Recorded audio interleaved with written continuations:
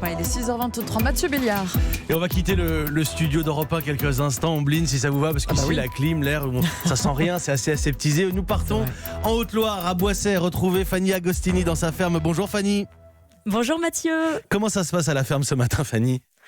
Je suis toujours trop bien dans mon élément, mais il y a quand même quelques petites choses qui ne tournent pas très rond depuis que j'ai décidé de faire cette transition de vie, d'aller habiter à la campagne. Alors j'essaye d'être plus en cohérence avec mes pratiques, des pratiques plus éco-responsables.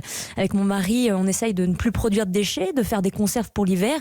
Hier par exemple, on a passé notre journée à stériliser des bocaux pour faire de la ratatouille et de la sauce tomate, c'était bien sympa. Mais il y a une chose pour laquelle je vis une petite désillusion en ce moment. C'est pour tout ce qui est produits d'hygiène et cosmétiques, pour les déodorants, les shampoings et les dentifrices. J'essaye de faire tout moi-même et j'utilise pour cela de l'huile de coco. Ça fait partie de la recette que l'on trouve partout sur Internet. Mais je me suis rendu compte qu'en fait, l'huile de coco, c'était pas du tout écolo. Mais pourtant, c'est bon pour la santé ?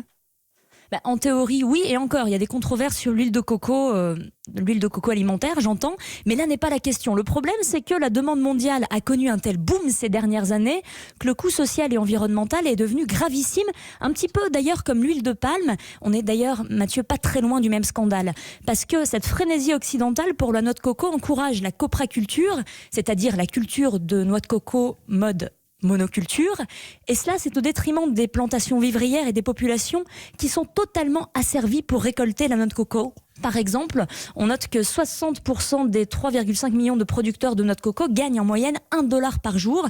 C'est pas cher payé, c'est même, Mathieu, ce que l'on appelle l'extrême pauvreté. Et bien évidemment, les noix de coco, ça pousse pas vraiment à Bordeaux, hein, Fanny.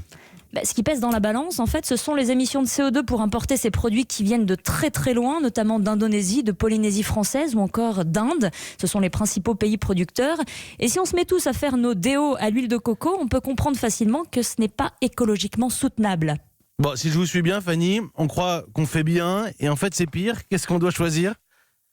On peut à chaque fois que l'on consomme se poser la question de l'éloignement géographique entre nous et les chaînes de production et essayer de consommer LBS, local, bio et de saison. C'est la seule et unique façon d'être sûr que son acte d'achat n'aura pas de répercussions négatives sur la planète.